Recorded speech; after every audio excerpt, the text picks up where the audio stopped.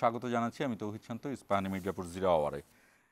আদিবাসী উপজাতি ব্যাখ্যা বিতর্ক আজকের বিষয়। ঠিক এই বিতর্ক কতদিনের জানা নেই। এটা কি বাংলাদেশ স্বাধীন হওয়ার পর থেকে 54 বছর, নাকি তার আগে পাকিস্তান স্বাধীন হওয়ার পর থেকে এর আগের 25 বছর যুক্ত হবে এর সঙ্গে, নাকি তারও আগের থেকে? কে কারা এই আদিবাসী? আমরা তো বিভিন্নভাবে বঙ্গ, হরিকেল, সমতট এমন অনেক কিছুর নাম শুনেছিলাম। যে বাংলাদেশে আসলে কারা আদিবাসী? বাংলাদেশে যারা বাংলা কথা বলে তারা আদিবাসী, অর্থাৎ বাংলাদেশের যারা এই এই ভূমিতে যারা প্রাচীনভাবে আছে তারা আদিবাসী, নাকি বাংলাদেশের চাকমা, মারমা, মুরং, গারো এরা আদিবাসী? এই যে আদিবাসী এবং তারপর আদিবাসীর পাশাপাশি আরেকটি শব্দ উপজাতি, উপজাতির পাশাপাশি আরও একটি শব্দ আমরা গেল 10-15 বছর শোনা শুরু করেছি, ক্ষুদ্র নৃগোষ্ঠী। এই কারা এই এলাকায় আদিবাসী, এই ব্যাখ্যা এবং বিতর্ক চলছে। অন্তত আমি যতটুকু জানি যে 54 বছর ধরে আমি জানি, আমার বয়স 54 না, কিন্তু তারপরও আমি পড়ালেখা দিয়ে যতটুকু জানি যে 54 বছর ধরে এই ব্যাখ্যা এবং এই বিতর্ক চলছে। যারা চাকমা, মারমা, মুরং তারা দাবি করে যে তারা আদিবাসী, অর্থাৎ ওইখানকার আদি বাসিন্দা। এবং গারো থেকে শুরু করে যারা এই দিকে ময়মনসিংহে আছে, সিলেটের এখানে আছে, মণিপুরী সহ আরও বেশ কিছু, এবং সাঁওতাল। সেখানে যতটুকু আমরা থিওরিটিক্যালি যতটুকু জানি, যতটুকু করা যায়, যে সাঁওতালদের চেহারা এবং সাঁওতালদের অনেক কিছু মিলিয়ে ধরা হয় যে অনেকে যে হ্যাঁ তাদের সাথে এই জনগোষ্ঠীর একটা মিল আছে। যাই হোক, আজকে আমরা এই বিষয়টি নিয়ে কথা বলবো। আমাদের সঙ্গে রয়েছেন জনতার দলের মুখ্য সমন্বয়ক ডেলেইচ খান, আপনাকে স্বাগত, এবং রয়েছেন পার্বত্য নিউজের সম্পাদক মেহেদী হাসান পলাশ, আপনাকে স্বাগত জানাচ্ছি আমাদের অনুষ্ঠানে। আমরা বরাবরের মতো যে শিরোনামটি দেখে আসবো, সেই শিরোনাম দেখে এসে আমরা আলোচনা শুরু করব। ডিসেম্বরের প্রথমার্ধে জাতীয় নির্বাচনের তফসিল। আমাদের পক্ষ থেকে ঘোষণাটা আসবে 2 মাস আগে, আনুমানিক যেদিন আমরা শিডিউল ঘোষণা করব। তো আপনারা ধরেই নিতে পারেন এই এই এই এই শিডিউল ঘোষণার কাজটা আমাদের ডিসেম্বর মাসের প্রথমার্ধেই আপনারা পাবেন। দল ও প্রার্থীর আচরণবিধি চূড়ান্ত, পোস্টাল ব্যালটে প্রবাসীদের ভোট। দ্বিতীয় অধ্যায়ে অন্তর্বর্তী সরকার উপদেষ্টা পরিষদের বৈঠক শেষে জানালেন প্রেস সচিব, নির্বাচন আয়োজনই প্রধান কাজ। আজকের থেকে দ্বিতীয় অধ্যায় শুরু, এবং উনি বলেছেন যে এই দ্বিতীয় অধ্যায়ের প্রথম এবং প্রধান কাজ হলো নির্বাচন সুন্দরভাবে করা। নির্বাচনের সময় ঘোষণায় জনগণের আকাঙ্ক্ষা পূরণ হয়েছে, মন্তব্য রিজভীর। যুগপৎ আন্দোলনে সাথে থাকাদের নিয়ে ভোটে যাবে বিএনপি, বললেন সালাউদ্দিন। কার্নিশে ঝুরে থাকা তরুণকে গুলি করে হত্যা, ট্রাইব্যুনালের অভিযোগ দাখিল। 1 বছর মর্গে থাকা জুলাই আন্দোলনে নিহত অজ্ঞাত 6 জনের দাফন। এবং দুর্নীতির মামলায় গ্রেফতার বেরোবির সাবেক উপাচার্য কলিমুল্লাহ কারাগারে। সন্ত্রাস বিরোধী মামলায় মেজর সাদিকের স্ত্রী সুমাইয়া 5 দিনের রিমান্ডে। দর্শক, আমাদের অনুষ্ঠানটি বৈশাখী টেলিভিশনের পর্দার পাশাপাশি ফেসবুক এবং ইউটিউব পেজেও সরাসরি সম্প্রচারিত হচ্ছে। আপনারা চাইলে সেখানে কমেন্টে, মন্তব্যের মাধ্যমে আমাদের সঙ্গে যুক্ত হতে পারেন। মেহেদী হাসান পলাশ, আপনাকে দিয়ে শুরু করতে চাই। আমি যে প্রশ্নটি রাখলাম আমার শুরুতে, যে আদিবাসী কী, উপজাতি কী, ক্ষুদ্র নৃগোষ্ঠী কী, এগুলো নিয়ে বিভিন্ন আলোচনা হয়, এবং যে কোনো এই পার্বত্য চট্টগ্রামের বিষয় নিয়ে আলোচনা শুরু করতে গেলেই, এই বড় বড় জ্ঞানী যারা আছেন তাদের সাথে আলোচনা শুরু করতে গেলেই এই কথাটিও আসে। আমি জানতে চাই যে আদিবাসী কারা আসলে, উপজাতি কারা, এবং ক্ষুদ্র নৃগোষ্ঠী কাদেরকে বলা হয়? আচ্ছা, ধন্যবাদ আপনাকে এবং বৈশাখী টিভির দর্শকদেরকে। আসসালামু আলাইকুম। আপনি খুবই দারুণ একটা প্রশ্ন করেছেন এবং শুরুটা বেশ একটা সুন্দর উপস্থাপনা দিয়েছেন, কিন্তু তার মধ্যে কতগুলো বিষয় আছে। আপনি সাঁওতালের কথা বলেছেন, যে সাঁওতাল সমতলের। আসলে বাংলাদেশে তো 45টা ক্ষুদ্র নৃগোষ্ঠী বা আছে, আর একটা বাঙালি বৃহৎ নৃগোষ্ঠী। অর্থাৎ এই মিলে বাংলাদেশ, আমরা যারা বাংলাদেশি মানুষ, এখানে 46টা নৃগোষ্ঠীর বসবাস। তার মধ্যে একটা বাঙালি, এইটা বৃহৎ নৃগোষ্ঠী। আর সংখ্যাগত কারণে বাকিদের বলা হচ্ছে ক্ষুদ্র নৃগোষ্ঠী। ক্ষুদ্র নৃগোষ্ঠী এমন না যে তাদেরকে অপমান করে বলা হচ্ছে, তারা হীন এই অর্থে না, তাই না? সংখ্যাতাত্ত্বিক কারণে আমরা তাদেরকে এটা বলছি। যেমন আমি যখন উপধাতু বলি, তার মানে এটা তার হীন ধাতু না, তাই না? আমি যখন উপনদী বলি, হীন না, এটা নিচু না। তো সেখানে এই যে তার ভিতরে 13টা আছে পাহাড়ে, আর বাকি সবগুলো কিন্তু সমতলে। সমতলে ক্ষুদ্র নৃগোষ্ঠী বেশি, বা ট্রাইবাল যাদেরকে বলি তারা বেশি। তো এর মধ্যে আপনি সাঁওতালের কথা বলেছেন। আমাদের দেশে অনেকেরই ভুল আছে, অনেকেই মনে করে সাঁওতালরা এসছে বাংলাদেশে 1831 সালে, 31 থেকে 36 এর মধ্যে এসছে। ব্রিটিশ সাঁওতালরা দুই সময় এসছে। একটা হলো যে মানে ব্রিটিশদের সাথে যখন যুদ্ধে জড়িয়েছে, তারা ভারতের সাঁওতাল পরগনা থেকে পালিয়ে এখানে এসছে, সাঁওতাল পরগনা থেকে পালিয়ে এসছে, এবং ওরা ওখান থেকে এসছে। এবং পরবর্তীকালে ব্রিটিশরা আবার যখন এখানে রেলের কাজ করে, তো এই রেলের কাজ করার জন্য শ্রমিক হিসেবে তাদেরকে নিয়ে এসছে। তো তাদেরকে এখানে বলা হচ্ছে যে এখন তারা তাদেরকে আদিবাসী দাবিটা করছে। আমিও এই কারণেই প্রশ্নটা এভাবেই করেছি যে সাধারণ মানুষ যেটা চিন্তা করে, আমার প্রশ্নটা ওইটাই রেখেছি যাতে আপনি বলতে পারেন। আচ্ছা, দেন বাংলাদেশের আদিবাসী কারা?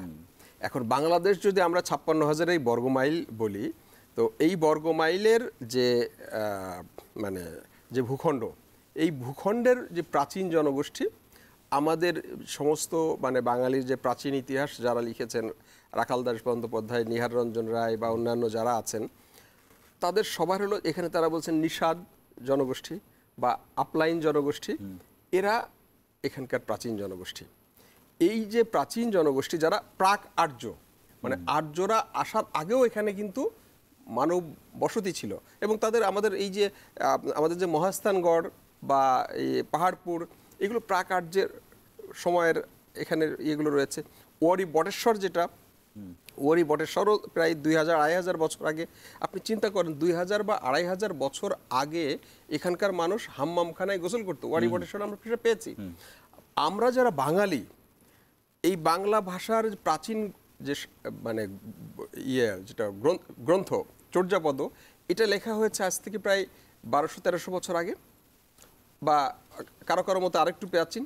অর্থাৎ এই সময়ে আমরা সাহিত্য রচনা করেছি, তাই না?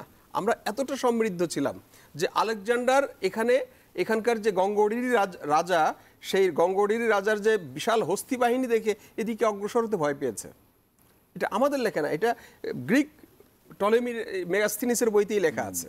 তো তার মানে তারা কি এখানকার আদিবাসী হবে না? যে সমস্ত ক্ষুদ্র নৃগোষ্ঠী আজ থেকে 500-600 বছর আগে আপনার মিয়ানমার থেকে বা ভারত থেকে এখানে মাইগ্রেট করেছে, তারা আদিবাসী হবে। ভারত মানে এখনকার ভারতীয় যে সীমারেখা, হ্যাঁ ভারতটা। আপনি দেখেন, আপনি একটা কথা বলেছেন যে ওখানকার আদিবাসী হিসেবে দাবি করছে।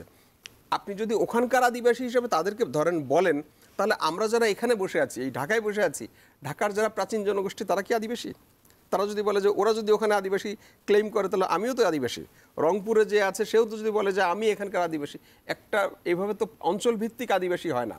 আদিবাসীর যে সংজ্ঞা, নৃতাত্ত্বিক সংজ্ঞা এবং ইন্টারন্যাশনাল যে সংজ্ঞা, সেখানে বলা আছে, সব জায়গাতেই বলা আছে, একটা কান্ট্রি, একটা দেশকে কেন্দ্র করে ওই দেশের মধ্যে প্রথম জনগোষ্ঠী কারা। আপনার অ্যানথ্রোপোলজিক্যাল যে সংজ্ঞাটা আছে, যেখানে হেনরি মর্গান বলেছেন যে টাইম ইমোরিয়াল মানে ইমেমোরিয়াল, তাই না?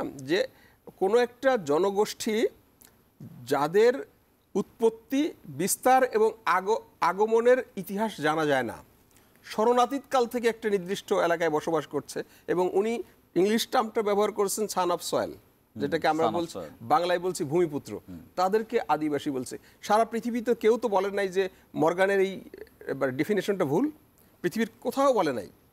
আবার যে আইএলও কনভেনশন, ইভেন আপনি যদি এই যে ওদের, যে আমি একটা কথা এই লাইনটা এখানে বলে রাখি, যে ওরা যারা এখন আদিবাসী দাবি করছে, তাদের প্রত্যেকের লেখা ইতিহাসে বলা আছে, তাদের লেখা ইতিহাস, আমার বা বাঙালি সম্প্রদায়ের না, তাদের লেখা ইতিহাসেই বলা আছে যে তারা বিভিন্ন, অর্থাৎ ভারত এবং মিয়ানমার থেকে এখানে মাইগ্রেট করা।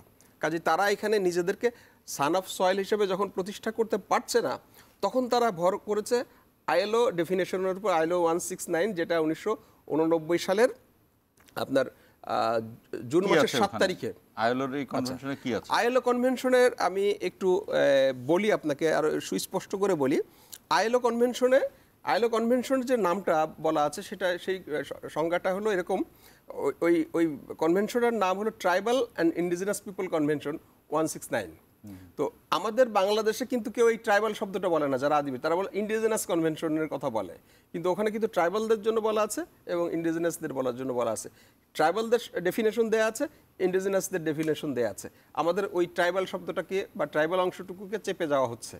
এবং ইন্ডিজিনাস পিপলদের ক্ষেত্রে তারা যেটা বলেছে, আমি যদি বাংলায় বলি, ইংলিশটাও আছে, আমি মানে সহজভাবে বলার জন্য বাংলায় বলছি, যে আদিবাসী তারা যারা একটি নির্দিষ্ট রাষ্ট্রে বংশানুক্রমে বসবাস করছে বা অধিকৃত হওয়া বা বর্তমান সীমা নির্ধারণের পূর্বে উপনিবেশ সৃষ্টির পূর্ব থেকে বসবাস করছে। তাহলে এখন বাংলাদেশ প্রথমে এখানে পোস্ট কলোনিয়াল কারা? কলোনি কি আমরা ব্রিটিশদের ধরবো, না আর্যরা যে এখানে আসলো সেটাকে কলোনি ধরবো? আমাদের যদি প্রথম কলোনি হয় তাহলে প্রথম কলোনি হয়েছিল আর্যদের দ্বারা। আমাদের এখানকার অনার্য জনগোষ্ঠী আর্যদের দ্বারা অধিকৃত হয়েছে, তাই না? তারপর থেকে আরো অনেকভাবে এই পরিবর্তন হয়েছে। আমরা বাঙালি, এখানকার বাঙালি বিভিন্ন শাসকদের মানে এই অনার্যর সাথে যুক্ত হবে মোগলরা, এই অনার্যর সাথে যুক্ত হবে ইংরেজরা, আর্যদের সাথে ইংরেজরা যুক্ত হবে, তারপর ওলন্দাজরা যুক্ত হবে, স্প্যানিয়ার্ডরা যুক্ত হবে। অনেক অনেক মানে আমি আজকে মানে এই যে আমাদের 4000 বছরে এখানকার যে জনগোষ্ঠীর যে ইতিহাস, সেখানে ভূখণ্ডগত পরিবর্তন, রাষ্ট্রীয় কাঠামোগত পরিবর্তন, ধর্মীয় পরিবর্তন, রাজনৈতিক পরিবর্তন, নানা পরিবর্তনের মধ্য দিয়ে আমি বাঙালি মুসলিম, বাঙালি হিন্দু, বাঙালি বৌদ্ধ, বাঙালি খ্রিস্টান, এরা এখানকার সান অফ সয়েল। আর আইএলও কনভেনশনের যে কথাটা তারা বলছে, সেখানেও কিন্তু বলা আছে যে একটি রাষ্ট্রে পোস্ট কলোনিয়াল। তো একটি রাষ্ট্রের পোস্ট কলোনিয়াল বাংলাদেশের, আর পার্বত্য চট্টগ্রাম তো কোনো আলাদা আইডেন্টিটি, আমি একটু বলি, পার্বত্য চট্টগ্রাম তো আলাদা কোনো আইডেন্টিটি ছিল না, এটা সবসময় চিটাগাং মানে চট্টগ্রামের সাথে ছিল। যখন এটা মানে দখল হয়েছে, ত্রিপুরা আন্ডারে গেছে, তখন চিটাগাং সহই গেছে। যখন এটা মিয়ানমারের রাখাইনদের দখলে গেছে, তখন চিটাগাং সহই গেছে। আলাদা করে পার্বত্য চট্টগ্রাম তো এটা ব্রিটিশদের সৃষ্টি, এটা ব্রিটিশদের সৃষ্টি। কাজেই এই যে চট্টগ্রাম, এটা তো প্রাচীন হরিকল রাজ্যের অংশ ছিল, এবং হরিকল তো একটা বাঙালি রাজ্য ছিল। তো হরিকল যদি বাঙালি রাজ্য হয়, তো তাহলে তার মানে এখানে বাঙালি ছিল। তো তাহলে এখানে যদি তারা বাঙালি থাকে, তাহলে এই সেই হরিকল কবেকার, সেই আপনার মানে বৈদিক যুগের হরিকল। আপনি এখন বলছেন যে এখানে এই 200, 300 বা 500 বছর আগে যারা এসছে, তারা যদি তারা এখানে নিজেদেরকে আদিবাসী দাবি করে, তাহলে আমি বাঙালি, আমার পূর্বপুরুষ এখানে 4000 বছর ধরে বসবাস করছে, আমি কি এটা মেনে নেব? আমি একটু ডেলিজ খানের কাছে আসতে চাই। আপনি সেনাবাহিনীতে কাজ করেছেন, আপনার কি কখনো পার্বত্য চট্টগ্রামে কাজ করার অভিজ্ঞতা হয়েছে কিনা? এবং এই কারণে আমি জানতে চাই যে প্র্যাকটিক্যালি কাজ করতে গিয়ে আপনার নিশ্চয়ই ওইখানকার জনগোষ্ঠীর সাথে কথা হয়েছে, তারা কেন নিজেদেরকে আদিবাসী মনে করেন? আপনি কি কখনো নিজে শুনেছেন কিনা তাদের কাছ থেকে? বা তাদের মধ্যেও তো চিন্তাশীল ব্যক্তি আছে, তারা নিশ্চয়ই তাদের একটা ব্যাখ্যা আছে যে আমরা এই কারণে নিজেকে আদিগোষ্ঠী মনে করি, আমরা উপজাতি না, এরকমের কোনো ব্যাখ্যা শুনেছেন কিনা? ধন্যবাদ। আমি একই সাথে আমার সহ আলোচক এবং আপনাকে এবং আমাদের প্রোগ্রাম যারা দেখছে তাদের সবাইকে সালাম জানাচ্ছি। আমি 2001 সালে বাংলাদেশ সেনাবাহিনীতে কমিশন পাই এবং প্রথমবারের মতো পার্বত্য চট্টগ্রামে আমি যাই। এবং আজকে আপনার এই অনুষ্ঠানের মাধ্যমে পার্বত্য চট্টগ্রামে যে 13টি উপজাতি আছে, এই উপজাতীয় ভাই বোন যারা আছেন, আমার মুরব্বী যারা আছেন, তাদেরকে আমি আদাব জানাই এবং তাদেরকে আমার দলের পক্ষ থেকে ভালোবাসা জানাই। তারা আমাদের অহংকার, তারা আমাদের গর্ব, তারা আমাদের বৈচিত্র্য, তারা আমাদের রং। আমরা যখন বিশ্বের বুকে বাংলাদেশকে উপস্থাপন করি, তখন কিন্তু তাদের যে কৃষ্টি, কালচার এবং বৈচিত্র্য, সেটাকে আমরা সবসময় অত্যন্ত আস্থার সাথে, গর্বের সাথে উপস্থাপন করি। আজকে যখন রীতিপূর্ণ চাকমা বিজয়ী গোল দেয় আমাদের পক্ষ দিয়ে, তখন কিন্তু তাকে আমি বাংলাদেশি হিসেবেই বাংলাদেশ তো অবশ্যই শিহরিত হই তার অবদানের কারণে। আজকে যখন একজন উপজাতীয় বক্সার গোল্ড মেডেল নিয়ে আসে, ভারতীয় বক্সারকে পরাস্ত করে, আমি গর্বিত হই। এবং আমি ব্যক্তিগতভাবে কৃতজ্ঞ এবং গর্বিত যে আমার লাইফে একটা নির্দিষ্ট সময় বাংলাদেশ সেনাবাহিনীর ইউনিফর্ম গায়ে আমি আমার এই দেশের যে জনগণ, তাদের নিরাপত্তার জন্য আমার কিছুটা সময়, শ্রম, ঘাম দেওয়ার সুযোগ পেয়েছি তাদের নিরাপত্তার জন্য। তো আপনার যে প্রশ্ন যে তারা এটা বলে কি না, এটাতে আসার আগে আমার মনে হয় আমাদের দর্শকদের জন্য একটা ক্রোনোলজি সেট করা দরকার, সো দ্যাট তারা টপিকটা বুঝতে পারে। কারণ আমি বিলিভ করি বাংলাদেশের আপনি যদি একজন সুনাগরিক হতে চান তাহলে 3টা ব্যাপারে আপনার সম্যক ধারণা থাকতে হবে। নাম্বার 1 পার্বত্য Chittagong crisis, number 2 Rohingya crisis, আর নাম্বার 3 হচ্ছে Indian hegemony. What is that and how it works.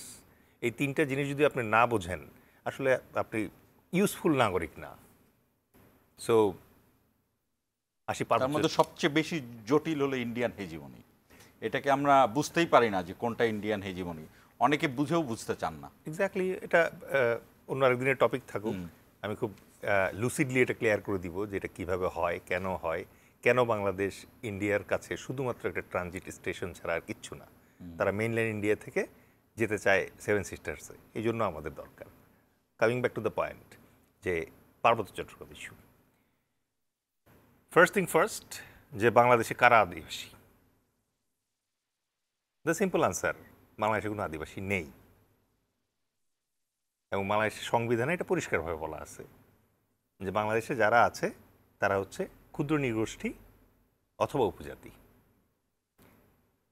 এবং আমি 2001 সালে যখন চিটং হিলট্রেক্সে কাজ করি তখন অনেক রাজার বাড়িতে যাওয়ার সৌভাগ্য হয়েছে, হেডম্যানের সাথে কারবারিদের সাথে কাজ করার সৌভাগ্য হয়েছে, বিভিন্ন সাইনবোর্ড দেখেছি, চিঠিপত্র লিখেছি, সব জায়গায় শব্দটা ছিল উপজাতি।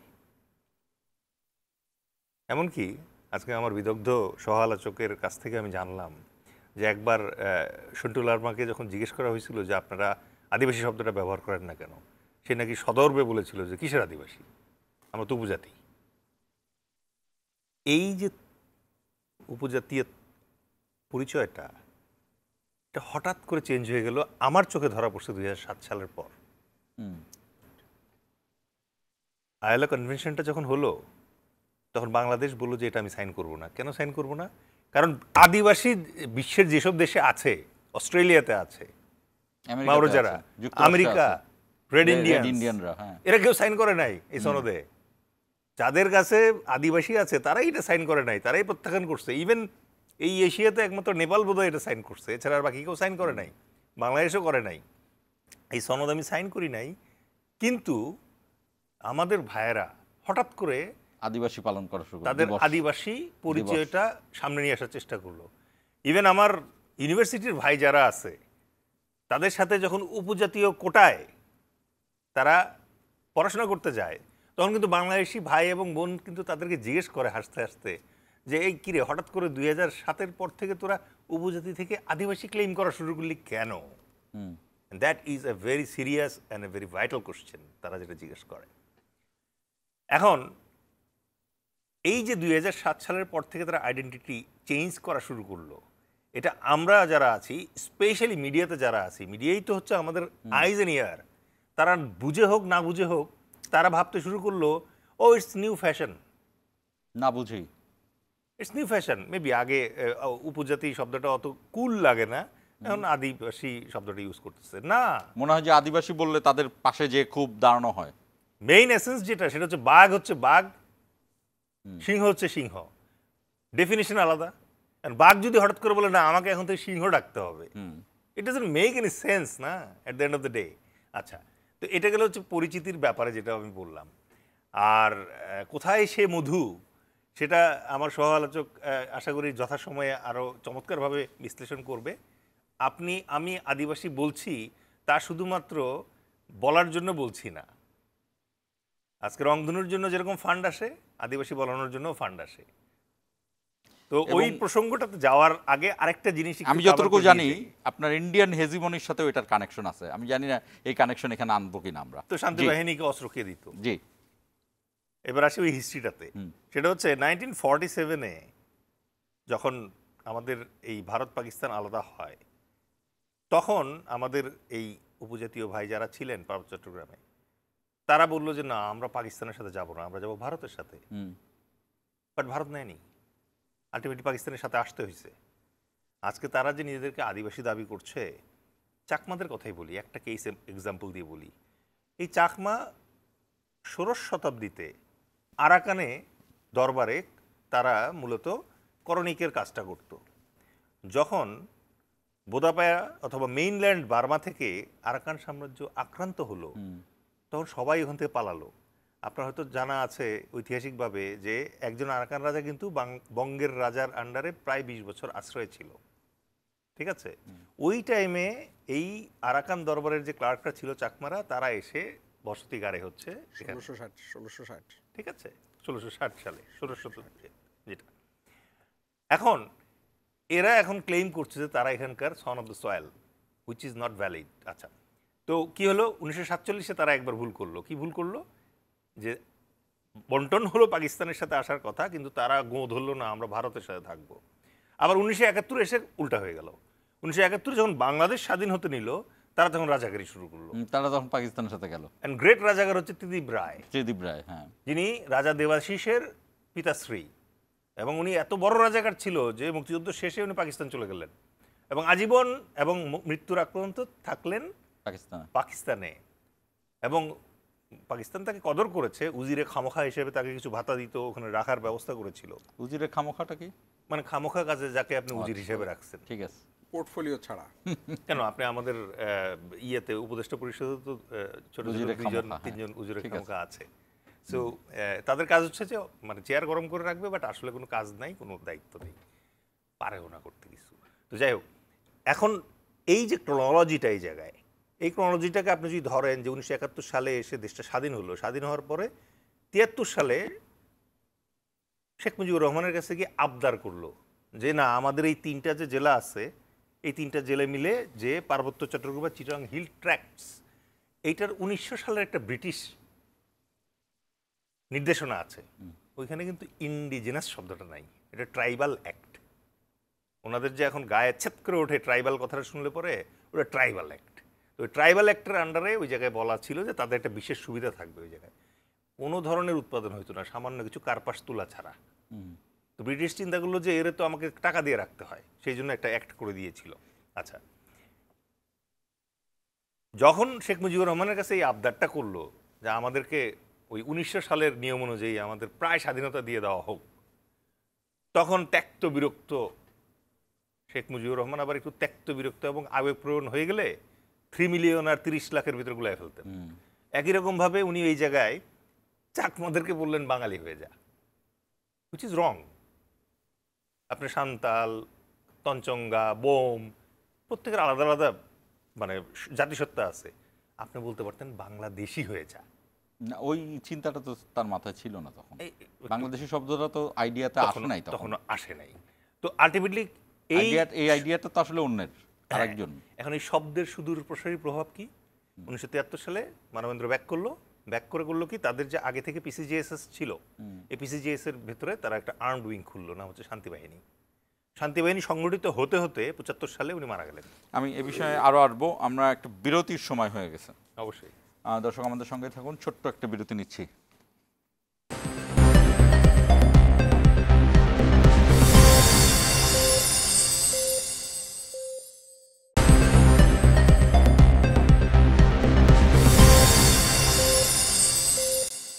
আবার স্বাগত ইস্পাহানি মির্জাপুর জিরা আওয়ারে। ডেলিজ খান, আপনি বলছিলেন, আমরা একটু মেহেদী হাসান পলাশের কাছে আসতে চাই।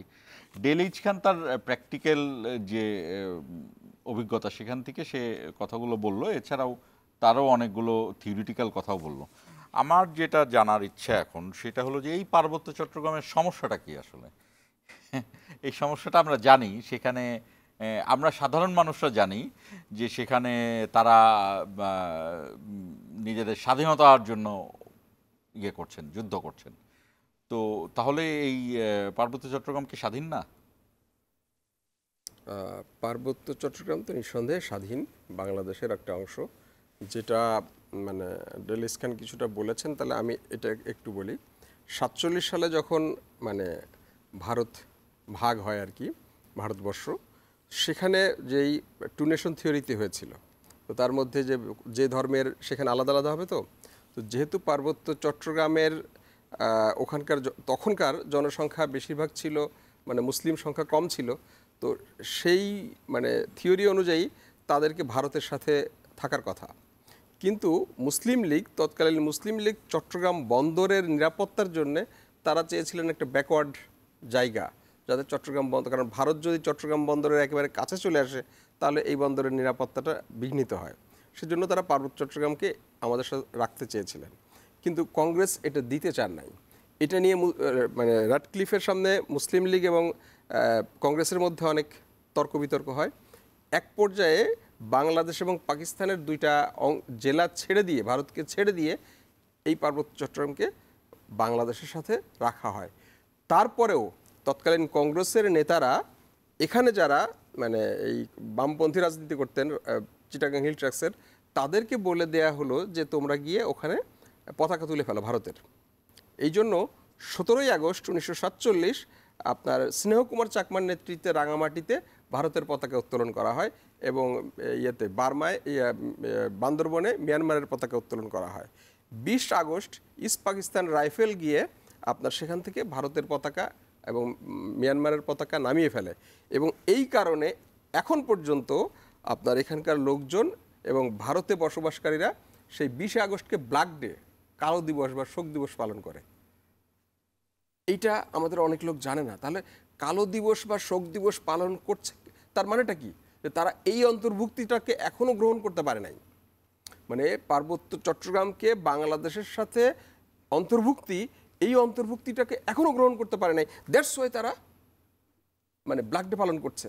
এবং আপনি দেখেন এই যে যে আমাদের এখানে যে 36 জুলাইয়ের যে বিপ্লব হলো, বিপ্লবের পরবর্তীকালেই আমরা দেখলাম মিজোরাম, মণিপুর, ত্রিপুরায় ব্যাপকভাবে মিছিল হলো, কলকাতাতে যে মিছিল হলো। এখানকার যে এই মানে ট্রাইবাল জনগোষ্ঠী, তাদের যে অংশ ওখানে পালিয়ে আছে, ওখানে তাদের জ্ঞাতি গোষ্ঠী মিলে তারা মিছিল করলো, তারা দিল্লিতে চিঠি লিখলো, অজিত দোভালের কাছে, মোদির কাছে চিঠি লিখলো। দিস ইজ দ্যাট মানে হাই টাইম যে চিটাগাং হিল ট্র্যাক্সকে এখন ভারতের সাথে অঙ্গীভূত করে ফেলো। অসংখ্য চিঠি আমার কাছে আছে, আমি আপনাকে দেখতে পারি। সেখানকার সাধারণ মানুষ না, রাজনৈতিক নেতারা লিখেছে, বিভিন্ন পদধারী রাজনৈতিক নেতারা লিখেছে, ত্রিপুরার চিফ মিনিস্টারের কাছে লিখেছে, খোদ মোদির কাছে লিখেছে। দ্যাট ইজ মানে তারা এখন পর্যন্ত এটা গ্রহণ করতে পারে নাই। কাজে আপনি বলছেন যে পার্বত্য চট্টগ্রামের সমস্যাটা কি? এটাই সমস্যা, এখানেই সমস্যা। অর্থাৎ তারা এটা কি ইন্ডিয়ান হেজিমনি? না, এটা ইন্ডিয়ান হেজিমনি। ডেলিজ খান আমি আসছি আপনার কাছে। আচ্ছা, আমি আসছি। তো তার মানে তারা এটা গ্রহণ করতে পারে নাই। এবং পরবর্তীকালে এখানে আরেকটা ব্যাপার আছে, সামন্ততান্ত্রিক ব্যাপার। সামন্ততান্ত্রিক সবসময় আপনারা জানেন যে আগে যখন এখানে সামন্ত ব্যবস্থা ছিল পুরো ভারতীয় উপমহাদেশে, সামন্তরা চাইতো কি তার প্রজারা যেন শিক্ষিত না হয়, শিক্ষিত হলে তারা সমস্যা হবে। এই জন্য এই পার্বত্য চট্টগ্রামে যে প্রথাগত যে মানে শাসন ব্যবস্থা ছিল, তারা চাইতো না যে এখানকার লোকজনগুলো শিক্ষিত হোক। সেজন্য এখানে এই যে এম এন লারমার নেতৃত্বে 60-এর দশকে প্রথম কি করা হলো, এখানকার যুব সমাজ তারা শিক্ষক পেশায় গেল, যাতে পাহাড়ের মানুষ শিক্ষিত হয়ে ওঠে। আজকেও যখন বাংলাদেশ গভর্নমেন্ট পাহাড়ে কোনো ইউনিভার্সিটি করতে যায়, পাহাড়ে কোনো মেডিকেল কলেজ করতে যায়, তখন তারা বাধা দেয়। কেন? কারণ তারা চায় না এখানকার মানুষ শিক্ষিত হোক। কারণ এখানকার মানুষ শিক্ষিত হলেই তারা সচেতন হবে। তাদের এই যে প্রথাগত নামে যে একটা শোষণ ব্যবস্থা এখানে করা আছে, তারা চাইবে কি, দেখেন খেয়াল করেন, তারা বলছে যে আমরা জমির কালেকটিভ মালিকানা চাই। তো কালেকটিভ মালিকানা যখন হবে, অর্থাৎ কেউ মানে অর্থাৎ সব জমি থাকবে সার্কেল চিফের আন্ডারে, উনি বলবেন যে তুমি এখানে চাষ করো, অর্থাৎ পরের জায়গায় পরের জমি ঘর বানাইয়ে আমি রই, আমি তো সেই জমির মালিক নই। অর্থাৎ তুমি এখানে চাষ করো, এবছর সে চাষ করবে, ওনাকে খাজনা দেবে, উনি কোনো মালিক হতে পারবে না, ওনার প্রয়োজনে উনি কখন ব্যবহার করতে পারবেন। আজকে ওনার মনে হলো যে আমার বাবা অসুস্থ, আমি এই জমিটা বিক্রি করে আমি কিছু টাকা নিই, উনি এটার মালিক হতে পারবে না। বাংলাদেশ সরকার তাদেরকে চায় যে তুমি তাদেরকে জমির মালিকানা দেয়া হোক, কিন্তু তারা এটা প্রথাগত নামে, এই যে প্রথাগত নামে, কারণ এই হেডম্যান কারবারি ওনারা জমির মালিক। এই অথচ যদি তারা এই ইন্ডিভিজুয়াল জমির মালিকানা তাদেরকে দেয়া হতো, তাহলে কিন্তু তারা এটা মালিক হতে পারতো, তারা বিক্রি করতে পারতো, তারা এটা দ্বারা লাভবান হতে পারতো। সেটা দেয়া হচ্ছে না প্রথাগত কথা বলে। তাহলে আসলে তারা মানে ক্ষতিগ্রস্ত কাকে করছে?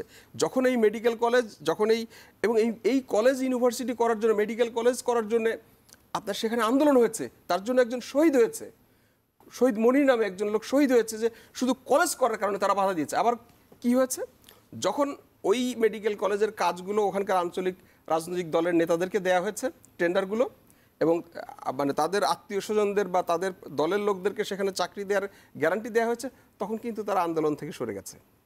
আপনি খেয়াল করেন, যখন সাজেক এই পর্যটন স্পট করা হয়, তখন তারা এটাতে রাজি ছিল না। পর্যটক যারা যেত তাদেরকে অপহরণ করত, তাদের গাড়ি জ্বালিয়ে দিত। পরে বাংলাদেশ গভর্নমেন্ট যখন বললো যে ঠিক আছে এখানে তোমরা গিয়ে পর্যটন করো, হ্যাঁ, তখন তারা কিন্তু গিয়ে একেবারে যত্রতত্র পর্যটন স্পট করে একেবারে ই করে ফেলেছে। এখন কিন্তু যেহেতু ওইখানে তাদের বিনিয়োগ হয়েছে, কাজে ওখানে যদি পর্যটক না যায় তাহলে তো তাদের লস হবে। এখন তারা কিন্তু সেটার পক্ষে। তার মানে হলো যে আসলে যেই কথাগুলো সামনে বলা হচ্ছে সেই বাস্তবতা নয়। পার্বত্য চট্টগ্রামের যে সংকটের সমস্যার কথা বলছেন, সেই সমস্যাটা হলো যে এইটাকে বাংলাদেশটাকে ওন করতে না পারা। এখন আপনি বলতে পারেন যে পাহাড়ের সবাই কি সেটা? সবাই সেটা না। ওই যে কিছু মানে রাজনৈতিক দল, আঞ্চলিক রাজনৈতিক দল এবং তাদের কর্মী, তাদের সমর্থক এবং এই যে এনজিও, বিদেশি এনজিওর ফান্ডেড যারা কাজ করে, এই লোকগুলো এই সমস্যার সাথে জড়িত।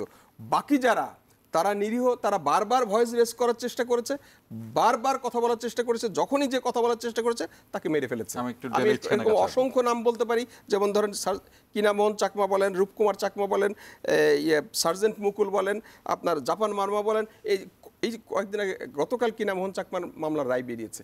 এরা চেষ্টা করেছিল এই সন্ত্রাসের বিরুদ্ধে কথা বলতে। ডেলিজ খান, আপনার কাছে আসতে চাই। আমি সুনির্দিষ্টভাবে জানতে চাই যে যেহেতু সাজেকের কথা বলা হলো, আমি সাজেকে গিয়েছি। সাজেক একটা স্ট্র্যাটেজিক্যাল এবং ট্যাকটিক্যাল একটা পয়েন্ট, যেটা সেনাবাহিনী অনেক দিন পরে এসে কিন্তু মানে খুব রিসেন্টলি বলতে গেলে সম্ভবত 10-15 বছর হলো সেইখানে অবস্থান নিয়েছে, এবং এটা বাংলাদেশের জন্য অনেকটা স্ট্র্যাটেজিক্যাল এবং ট্যাকটিক্যাল পয়েন্ট। এটি তো একটা ব্যাপার যে বাংলাদেশের সার্বভৌমত্বের কারণে একটা নিতে হয়। এছাড়া পার্বত্য চট্টগ্রামে এত সেনা কেন থাকা উচিত? কেন উচিত কি আসলে? ধন্যবাদ। ওই গোয়িং ব্যাক টু 1973-তে যখন শেখ মুজিবুর রহমানের একটা রং উচ্চারণের কারণে, শব্দ উচ্চারণের কারণে, শব্দ চয়নের কারণে সংক্ষুব্ধ হলো এবং তারা গিয়ে শান্তি বাহিনী গঠন করলো। খুব একপেশে হয়ে যায় এভাবে বললে, বাট হিস্ট্রিটা সহজে বলার জন্য বলছি। মানে শুধু ওই একটা ঘটনাই যে অনুঘটক তা না, আরও অন্যান্য অনুঘটক ছিল। বাংলাদেশ যখন একটা রাষ্ট্র হিসেবে স্বাধীনতা লাভ করলো, তখন স্বভাবতই আমাদের প্রতিবেশী কিছু কিছু রাষ্ট্র চায় না এই যে রাষ্ট্রটা শক্তিশালীভাবে শুরু থেকে শুরু করুক। এখনও চায় না, কারণ তারা চায় যে তাদের যে সকল রাষ্ট্র ছোট ছোট সিস্টার্স আছে তাদের মতো করে আমরাও একটু পিছু থাকি। যাই হোক, তা এখন এই জায়গাটাতে এসে 1975 সালে যখন শেখ মুজিবুর রহমান মারা গেলেন, তারপর শান্তিবাহিনী বলগাহীনভাবে পার্বত্য চট্টগ্রামে ব্যাপক নাশকতা শুরু করলো। প্রশ্ন হচ্ছে নাশকতার উদ্দেশ্য কি? নাশকতার উদ্দেশ্য মানে শুরুতে বোঝা যাচ্ছিল না, বাট ধীরে ধীরে তাদের জুম্মুল্যান্ডের যে একটা স্বপ্ন যে তারা ওই জায়গাটা একটা আলাদা রাষ্ট্র চাচ্ছে, সেটা সারফেস করতে শুরু করে। এবং এই জন্য তারা প্রথমে ওই প্রশাসনিক কর্মকর্তাদেরকে অপহরণ, চাঁদাবাজি, তারপরে পুলিশের উপর আক্রমণ, থানা আক্রমণ, তারপরে একসময় আর্মির উপরে আক্রমণ করা শুরু করলো। এর পরপরই ম্যাসিভ স্কেলে ওখানে মিলিটারি যাওয়া শুরু করলো। এটাকে ডিক্লেয়ার করা হলো একটা কাউন্টার ইনসার্জেন্সি জোন, এবং কাউন্টার ইনসার্জেন্সি জোনে লো ইন্টেন্সিটি যে কনফ্লিক্টটা চলছে, এই কনফ্লিক্টটা মিলিটারিলি ডিল করা হয় পৃথিবীর সব জায়গায়। এবং বর্তমানে যদি আপনি বলেন তাহলে পার্বত্য চট্টগ্রামের নিরাপত্তার সার্বিক দায়িত্ব আসলে জিওসি 24 ডিভিশন, যিনি চট্টগ্রামের জিওসি তার। এখন কেন এখানে সামরিক বাহিনী যাওয়ার প্রয়োজন হলো? দেয়ার আর ফিউ স্ট্যাটিস্টিক্স। গত 2-3 বছরের গড়ে প্রতি বছর 700 কোটি টাকা চাঁদা তোলা হয় ওখান থেকে, এখান থেকে। এবং আপনি যদি ওখানে, আমি আমার ক্যারিয়ারের কারণে তো ওখানে গিয়েছিলাম, এবং আমাকে তো এই বনে বাজারে পথে প্রান্তরেই এই পেট্রোলিং করতে হতো। এরকম অনেক সময় হয়েছে রাস্তা হারায় ফেলছি, ওরাই আবার রাস্তা খুঁজে দিচ্ছে। একবার রাস্তা হারায় এমন জায়গায় পাহাড়ের ভিতরে পড়ে গেলাম, একটা পাহাড়ের টিলের উপরে দেখি যে একজন ভদ্রমহিলা রান্না করছে, একটা ছোট বাচ্চা সহ, তার হাজব্যান্ড হয়তো গাছ কাটতে গেছে। আমাদের তো ভাষার ব্যারিয়ার ছিল, আমরা তো ওদের ভাষা বুঝি না, ওরা আবার আমাদের ভাষা খুব একটা ক্লিয়ারলি বোঝে না যারা প্রত্যন্ত এলাকায় থাকে। তো বাট আমরা তাদেরকে বোঝাতে, ওই ভদ্রমহিলাকে বোঝাতে পারলাম যে দিদি আমরা রাস্তা হারাই ফেলছি। দেন শি শোড, প্রায় 4-5 কিলো হেঁটে সে আমাদেরকে একটা পায়ে চলা পথ দেখায় দিয়ে তারপর চলে গেল। তো তাদের সাথে কাছাকাছি থাকতে গিয়ে, মিশতে গিয়ে দেখলাম যে এরা এত সহজ, এত সরল। আপনি লবণ আর সয়াবিন তেল কেনা ছাড়া তাদের অনেকে কখনো বাজারেই আসে না, এবং এরকম অনেক জায়গা আছে যেখান থেকে 3 দিন হেঁটে বাজারে আসতে হয়, নিয়ারেস্ট মানে মার্কেট হচ্ছে এত দূরে। এবং এই জন্য ওদের জুম ঘরগুলো যদি দেখেন পাহাড়ে, আপনি দেখবেন একটু লবণ, একটু বেসিক জিনিসপত্র থাকে, কারণ ওরা ট্রাভেলিংয়ের সময় যদি নাইট স্টে করা লাগে তাহলে যেটা ওখানে করতে পারে। ইটস ভেরি সিস্টেমেটিক, মানে ট্রাইবাল একটা লাইফস্টাইল। তো তাদের কাছাকাছি থেকে যে জিনিসটা বুঝলাম যে এরা খুব সিম্পল, এরা হলুদ চাষ করে, এরা জুম চাষ করে, আগুন দিয়ে পাহাড় পোড়ায় দিচ্ছে, দিয়ে আবার হয়তো মানে যখন অ্যারেবল ল্যান্ডটা বের করে সামান্য চাষাবাদ করছে। এরা ওই যে সেগুন গাছ বিক্রি করতো, এখন তো সেগুন গাছের প্রায় আকাল পড়ে গেছে, মানে চোরাকারবারি যারা আছে তারা শেষ করে ফেলছে। মেইন সমস্যাটা যেটা হয়ে গেছে এই যে চাঁদা, এই চাঁদা ব্যাপারটা এত ব্যাপক। আমি আপনাকে যে নাম্বারটা বললাম, 700 কোটি টাকা চাঁদা তুলে প্রতি বছরে, এবং এই চাঁদার টাকা কোথায় যায়? অস্ত্র কেনার পেছনে যায়। এখন কি করছে? অত্যাধুনিক অস্ত্র কিনছে, ড্রোন কিনছে, ঠিক আছে? আপনি রিসেন্টলি দেখে থাকবেন যে ইউনিফর্মের অর্ডার পাওয়া গেছে বাইজিদ বাস্তমি এরিয়া থেকে, হিউজ। এখন এইটা হচ্ছে একটা সিম্পল, আমি লোকাল প্রবলেমটা বললাম। এবার আমি আসি যে ওই যে আপনি হেজেমনি বললেন, এটা হয়তো অনেকে এটা ভাবে যে না। আমরা এটা ব্রেক থেকে এসে শুনি। ওকে, গ্রেট, থ্যাংক ইউ। আবারও 1 মিনিটের ব্রেক নিচ্ছি, আমাদের সঙ্গেই থাকুন।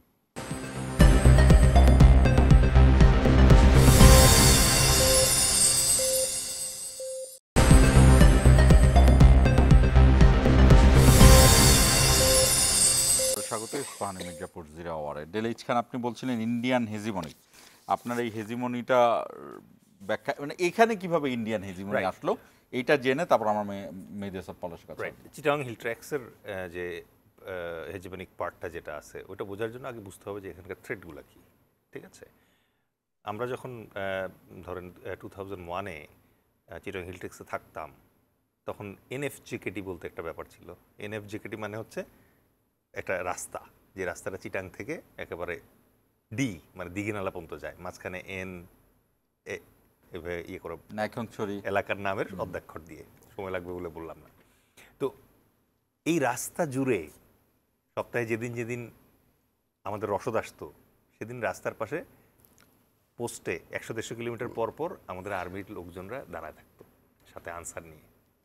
এবং এই যে লোকগুলো এরা যেত রাস্তার পাশের ক্যাম্প থেকে। এরা এই ক্যাম্পগুলোকে বলতো রুট প্রোটেকশন ক্যাম্প, মানে এই রুটটাকে প্রোটেক্ট করার ক্যাম্প। আর ভেতরে, পাহাড়ের ভেতরে যে দুর্গম এলাকায় ক্যাম্পগুলো থাকতো, এগুলোকে বলা হচ্ছে CI ক্যাম্প বা কাউন্টার ইনসার্জেন্সি ক্যাম্প। অনেকেই আমাদের এই যে মিলিটারি প্রেজেন্সটা আছে ওই জায়গায়, এই প্রেজেন্সটাকে নিয়ে মাঝে মাঝে হাসাহাসি করে। তারা ভাবে যে এটা হয়তো ওই যে সাজেকে নীলগিরিতে পর্যটকরা যাবে তাদের নিরাপত্তা দেওয়ার জন্য শুধু রাখা। অফকোর্স সেটাও তাদের কাজ, বাট এখানে আপনার যে ডিনামিক্সটা বুঝতে হবে সেটা হচ্ছে চাঁদাবাজি শুধুমাত্র একটা সমস্যা তা না, এখানে ইন্টারন্যাশনাল জিওপলিটিক্স প্লে করছে। আমাদের পার্বত্য চট্টগ্রামের টেরিটরি ব্যবহার করে আরসা কাজ করতেছে না। আরসা এখানে প্রিপারেশন নেয়, যায় গিয়ে ফাইট করে কিন্তু আরাকানে। একই রকমভাবে আপনার কাচিন যে এরিয়াটা আছে, ওই এরিয়াতে কিন্তু এই নাথান বম সাহেবের যে আছে, এই কুকিচিন আর্মি আছে, তারা ওইখানে রেডি হয়, ওখানে ট্রেনিং নেয়, এসে ফাইট করে এখানে। এখন আমার ভাই নাথান বম 9টা উপজেলা নিয়ে একটা দেশ স্বাধীন করতে চায়। এইটা যে একটা বিচ্ছিন্নতাবাদী আন্দোলন, এটা আপনি কি দিয়ে ঠেকাবেন? এটা কি পাবলিকলি সম্ভব? ওটা তো পুরো বাংলাদেশের ভেতরে থাকবে, তাই না? তাইলে আপনার বাংলাদেশের ভেতরে 9টা উপজেলা নিয়ে যদি কেউ বলে যে আমি একটা স্বাধীন রাষ্ট্র করতে চাই, এটা তো মিলিটারি দিয়ে ঠেকাইতে হবে আপনার। আচ্ছা, তো এখন এই আন্ডারস্ট্যান্ডিং থেকে আমি যেটা বলি যে পলাশ ভাই টেক ওভার করার আগে আমি কয়েকটা জিনিস এখানে একটু ক্ল্যারিফাই করে নেই। সেটা হচ্ছে যে আমরা খুব মায়াপিকভাবে এটাকে শুধু মিলিটারি প্রবলেম হিসেবে দেখি। এটা হচ্ছে এই পার্বত্য চট্টগ্রাম যে প্রবলেমটা আছে, প্রবলেমের মূল সমস্যা। আমরা ভাবি আর্মি গেছে এটা ঠিক হয়ে যাবে, but army it's not a pure military problem. To be very frank, পৃথিবীতে যতগুলো কাউন্টার ইনসার্জেন্সি অপারেশন হয়েছে অথবা চলমান আছে, তার ভিতরে এটা ওয়ান অফ দ্য বেস্ট। মানে আমাদের এখানে লাইফ লস অনেক কম। আমাদের সেনাবাহিনীর অনেক সদস্য গুলাগুলিতে মারা গেছে, আহত হয়েছে, ম্যালেরিয়াতে মারা গেছে, তাদের প্রতি স্যালুট জানাই। বাট স্টিল বিশ্বের বড় বড় কান্ট্রির বড় বড় অফিসাররা এখানে শিখতে আসে যে আমরা কীভাবে হ্যান্ডেল করি পার্বত্য চট্টগ্রাম। হ্যাভিং সেড দ্যাট, এখানে 4 ধরনের প্রবলেম আছে। একটা হচ্ছে পলিটিক্যাল প্রবলেম, একটা হচ্ছে সোশ্যাল প্রবলেম, একটা হচ্ছে ইকোনমিক প্রবলেম, আর একটা হচ্ছে মিলিটারি প্রবলেম, সিকিউরিটি প্রবলেমটা যেটা। এখন সোশ্যালি যদি বলি আমি, ওইখানে যে উপজাতীয় ভাইরা থাকে তাদের কিন্তু ইন্টার এথনিক ম্যারেজ খুব একটা হয় না, এবং এটা নিয়ে কিন্তু ওদের ভিতরে দে ডোন্ট লাইক ইট। তারা নিজস্ব এথনিসিটির ভেতরেই প্রেফার করে এটা। তাহলে ওখানে বেসিকলি দুইটা ধরন, একটা হচ্ছে ওখানকার যারা ট্রাইবালসরা আছে তারা একটা এন্টিটি, আরেকটা এন্টিটি হচ্ছে বাঙালি যারা সেটলার হিসেবে গেছে। বাঙালি সেটলাররা যাওয়ার পরে প্রবলেমটা কী হলো, পলাশ ভাই যেটা বলছে, ওদের কিন্তু কালেকটিভ জমি জমা, মানে এককভাবে বলতে পারবে না যে ওই জমিটা আমার, ওই দলিলটা ওইভাবে হয় না। বাঙালিরা যাওয়ার পরে বাঙালিরা তো একই সিস্টেমে মনে করেন যে পাহাড়টা দখল করে বসছে, এখন ব্লেন্ডিং হচ্ছে না। সরকারের ফলটা কোন জায়গায়? সরকারের উচিত ছিল এখানটা সার্ভে করে জমি জমা মালিকানা আলাদা করে ফেলা, তাহলে 60% প্রবলেম সলভ হয়ে যেত এখানে, যদি করা যেত এটা। আজ থেকে 15 বছর আগে একটা এই ল্যান্ড ডিসপিউট কমিশন করা হয়েছে, হারাম খাচ্ছে, কোনো সলভ হইতেছে না এই জিনিসের, কোনো সলভ নাই। আপনি বলেন আজকে মানে 2025-এ এসে ডিজিটাল সার্ভে করা যায়, স্যাটেলাইট সার্ভের সুযোগ আছে, you have Google Maps and everything, আপনি এখনো সার্ভে শেষ করতে পারতেছেন না। হবে হয়তো শেষ করতে পারছেন না, করছেন না, করছে না এখন, এই করতে দিচ্ছে না। এই জায়গাটায় আমাদের এসে চেষ্টা করেছে, আমি দুইবার শুধু- চেষ্টা করেছে, তাদের অপহরণ করে নিয়ে গেছে। হ্যাঁ, করতে দেয় এখন না। এই জায়গাটায় এসে আমি কিছু স্টেক হোল্ডার্স যারা আছে এই জায়গায়, আপনাকে তো অ্যাক্টরগুলো চিনতে হবে এখানে কারা আছে। অ্যাক্টরটাই আমরা অনেকে চিনি না, এই জন্য আমরা বলি না যে আমাদের ইয়াঙ্গার জেনারেশন যারা আছে তারা they are claiming that they are smart and patriotic, but they do not know CST problem কি। এখানে দেখেন, আমি ল্যান্ড ডিসপিউটটা ছেড়েই দিলাম যে এটা পরে একসময় সলভ করা যাবে, বাট এখানে যে মানে অ্যাক্টরগুলো কাজ করে, একটা হচ্ছে আর্মি আছে, পুলিশ আছে, সিভিল অ্যাডমিনিস্ট্রেশন আছে, ঠিক আছে। এদিকে আপনার আছে হচ্ছে ট্রাইবালস অ্যান্ড সেটেলার্স, তারপরে কি আছে ওখানকার ট্রেডার্স, ফার্মার্স, আর হচ্ছে ট্যুরিজমের সঙ্গে সংশ্লিষ্ট যারা নতুন করে গড়ে উঠতেছে। আরেকটা খুব ইম্পর্টেন্ট অংশ আছে, সেটা হচ্ছে রিলিজিয়াস লিডার্স বা ভান্তে, ওরা ভান্তে বলে। আবার আমাদের হুজুরও গেছে এখন মসজিদ, যেহেতু সেটেলার আছে ওরা, এরা হচ্ছে একটা স্টেক যেখানে আপনি অ্যাক্টররা খুঁজে পাচ্ছেন। আরেকটা স্টেক আছে যে স্টেকটার নাম হয়ে গেছে, যাদের কাছে মনে করেন যে প্রত্যাশা ছিল প্রচুর। এক নম্বর হচ্ছে একাডেমিশিয়ান, পার্বত্য চট্টগ্রাম নিয়ে রিসার্চ করবে এবং আদিবাসী শব্দটা বারবার ব্যবহার করবে, এই জন্য সে স্কলারশিপ পায়, এই জন্য তাকে ফান্ড দেওয়া হয়। এই একাডেমিশিয়ানরা একত্রে বসে কখনো পার্বত্য চট্টগ্রামের সমস্যা নিয়ে ট্রুলি ভাবে না, আনফর্চুনেট। নেক্সট হচ্ছে হিউম্যানিটেরিয়ান এজেন্সিস, এনজিও যারা আছে, এনজিওদের তো ট্রেন্ডই এরকম যে আপনার সমস্যার সমাধান হয়ে গেলে তো তার ব্যবসা বন্ধ হয়ে যাবে, বুঝেন না? এই জন্য তো দেখেন না আমাদের এই মুহূর্তে সমস্যার সমাধান হয় না। আমাদের স্যার 3টা জিরো নিয়ে বসছে, সংস্কার, নির্বাচন আর হচ্ছে বিচার, এই জিরো আর শেষ হয় না। এখন সামনে হয়তো নির্বাচন হবে, ডিসেম্বরের তফসিল শুনলাম। Coming back to the point, এই যে এনজিও যারা আছে এরা পুরো ওয়াক্স চালাচ্ছে ওই জায়গায়, কাজের কাজ কিচ্ছু করতেছে না এবং কনফিউশন বাড়াচ্ছে ওইখানে। নেক্সট হচ্ছে পলিটিক্যাল এন্টিটি, বাংলাদেশের এখন পর্যন্ত নতুন রাজনৈতিক দল নিবন্ধন দেয় নাই, দিলে পরে আমরা পাওয়া যাবো ইনশাল্লাহ, বাট নিবন্ধিত দল আছে 49টা। চিটাং হিল ট্রেক্সে কয়টা পলিটিক্যাল পার্টি কাজ করে পাবেন না আপনি। ওদের লোকাল যে পার্টি আছে জেএসএস 2 ভাগ হয়ে গেছে, ইপিডিএফ 2 ভাগ হয়ে গেছে, আর নাথান মোহাম্মদের আরেকটা পার্টি। ওখানে কেন পলিটিক্যাল পার্টি কাজ করবে? ওইখানে তো ব্যবসায়ী নাই যেখান থেকে ওরা চাঁদাবাজি করবে, ওরা ইয়ে করবে। পলিটিক্যাল পার্টির কোনো লাভ নাই। কামিং 700 কোটি টাকার ভিতরে আপনি লাভ খুঁজে পেতেছেন না, আসতেছি আমি এটাতে। এরপরে যে অংশটা স্টেকটা আছে, যে স্টেকটা প্রপার মেগাফোনিং করতেছে না, মাইকিং করতেছে না, সেটা হচ্ছে মিডিয়া। আপনি আমার ধারণা সাজেক গেছেন ঠিক আছে, বাট আর্মি ক্যাম্পে কখনো থাকেন নাই না, আপনি একটা চিন্তাই আসে নাই যে কেন থাকবো। কিন্তু আপনি জানেন না যে প্রতি বছর কিন্তু মিলিটারি ইন্টেলিজেন্স এবং মিলিটারি অপারেশনস ডাইরেক্টরেটের তত্ত্বাবধানে হাতে গোনা কয়েকজন সাংবাদিক আছে, তাদেরকে হেলিকপ্টারে করে বারবার নিয়ে যাওয়া হয়, 3-4 জন, কিন্তু আমি কখনো, এবং ওদের নাম চেঞ্জ হয় না কখনো।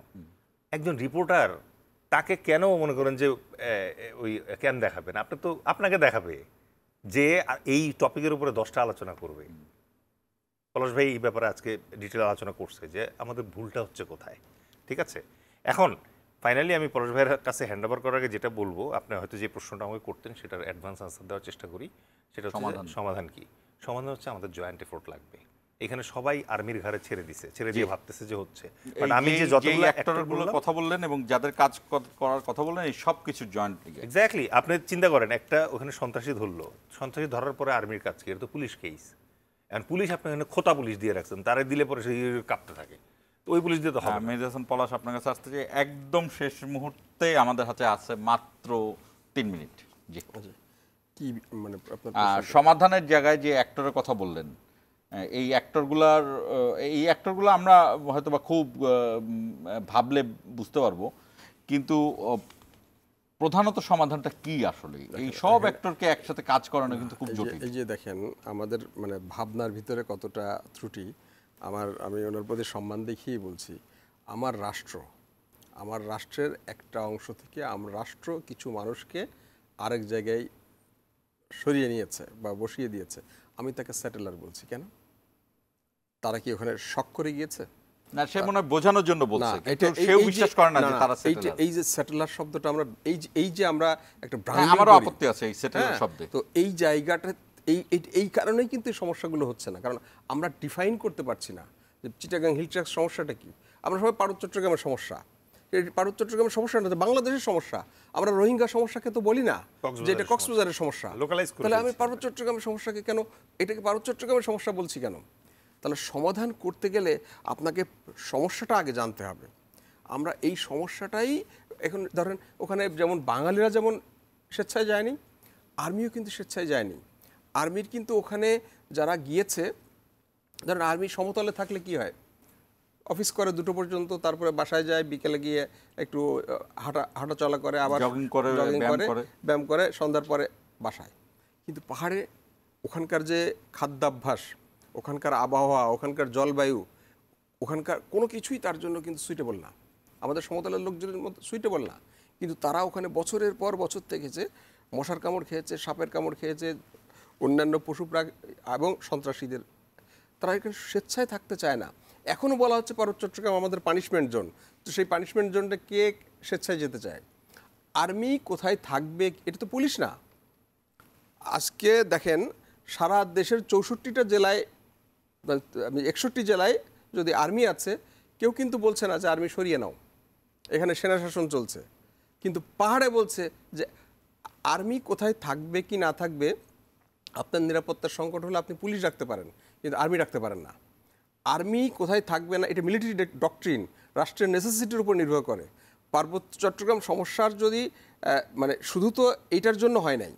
আপনি খেয়াল করে দেখেন যে জুম্মল্যান্ডের কথা একদম আমি শেষ করছি যে দেখেন ভারত এখানে একটা জুম্মল্যান্ড তৈরি করার কথা বলে, বাট যদি সত্যিকারের জুম্মল্যান্ড হতো তাহলে কিন্তু ভারত, কারণ এই জুম্মল্যান্ডের সাথে আবার তখন 7 সিস্টার্সের কিছু ওরা এক হতে চাইতো।